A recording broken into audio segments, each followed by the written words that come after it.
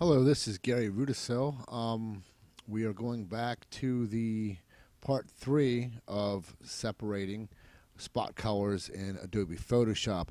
I'm going to slow it down a little bit because in recent, or I guess I should say past tutorials, I've been kind of really trying to speed it up a little bit because YouTube has that 10-minute time frame, and I feel like I'm cheating you out of that. So it might be in a couple parts. So it's free. You don't have to pay for it. So you can take your time. I'll take my time, and you'll learn more. Okay, what we're going to go over in this one now is in part 2 we went over spot coloring, separating spot colors out of this design. So it should look quite familiar to you. And we went over trapping. In this one here, we're going to go over creating a white base.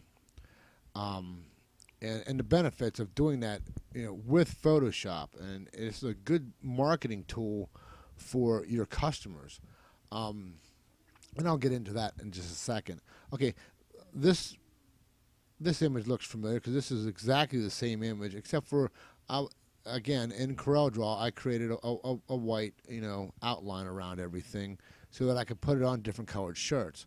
And we're going to have to adjust it. And just like in the first one, you go to Image, Adjustments, Curves, and we're going to brighten it up a little bit. And I'm going to fully spot color this again, just to kind of go over things a little bit. And you see your preview box is checked. And if you uncheck it, you can see what you started with. And I like the results, so I'm going to go ahead and hit OK. Okay. Now, if you notice the checkered background here, when I exported it out of CorelDRAW, I exported it as a PSD file, and I also clicked, there's a box in there that says, transparent background. You can click that, and that gives you this. And I'll show you the benefits of that is over here in your layers flyout tool. And if that's not up, you just go over to your windows and you go down to layers and make sure it's check marked.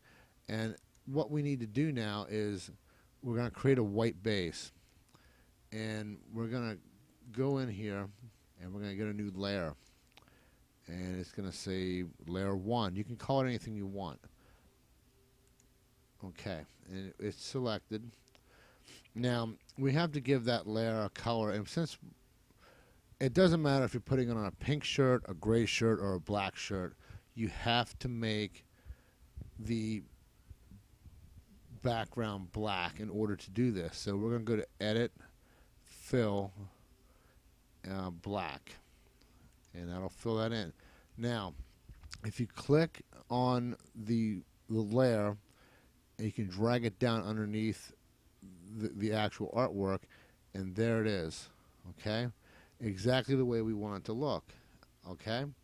So now we've got 2 layers on it. In order to separate this properly, you're going to have to go up here to there's a little circle with an arrowhead. And if you click on that, it'll say flatten layer. We're going to flatten the layer. Okay. Now, first of all, make sure that your image, go to Image and down to Image Size, is 300.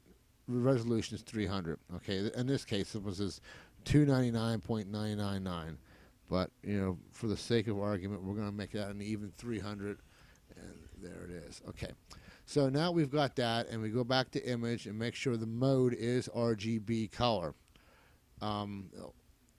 Okay, so and what we're gonna might want to do is you might want to save this, but for right now we're not going to. So okay, what we've got now is a black background with a colored image.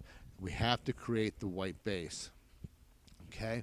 Now, first thing we're going to do is, my recommendation to you is to make a copy of this artwork so that it doesn't get lost, it doesn't get overwrote. It's just better to be safe than sorry. So, after you do that, what we do is you go back into this. Okay? Now, what we're going to do is we're going to go to Image, Mode, Grayscale. It's going to discard color information, yes, of course.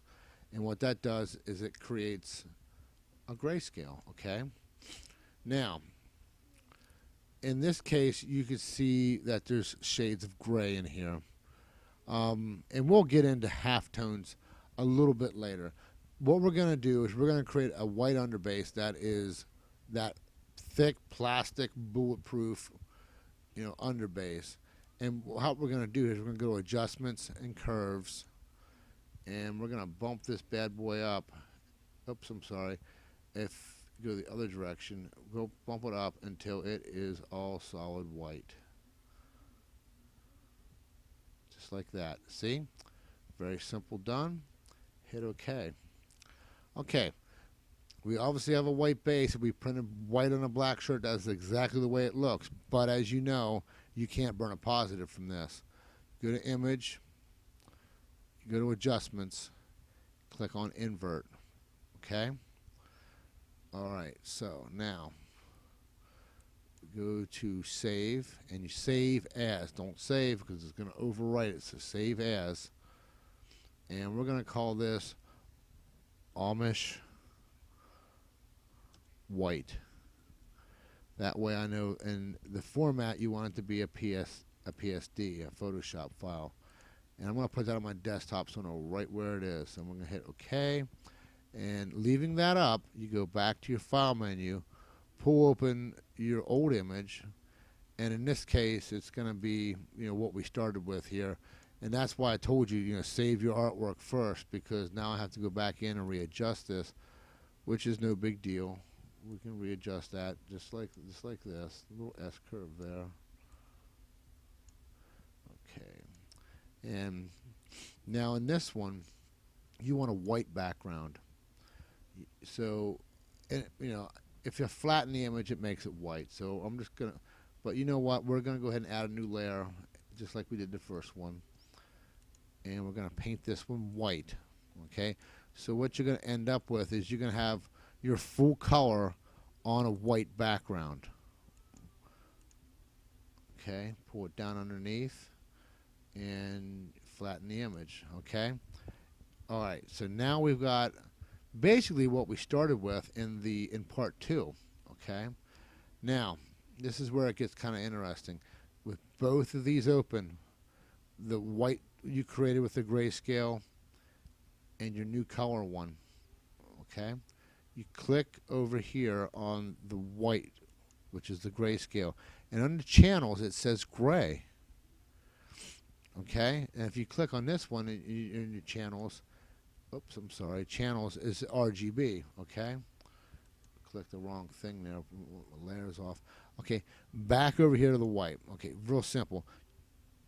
Go to your gray, the channel gray.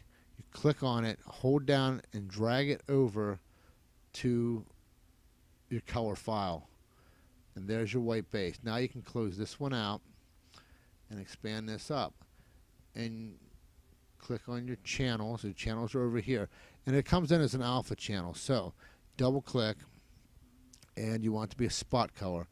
Obviously we want it to be white, and of course get rid of that color there, make it white. Now here's where it gets a little bit different. As before with the spot channels, the solidity was 5%. With your white separation, with your white underbase, you want that solidity to be 85, because 85 is kind of like your high opacity inks. Okay, click OK, and of course all we've got is a white, but we want to add a shirt color. So we go up here, add a new channel, a new spot channel,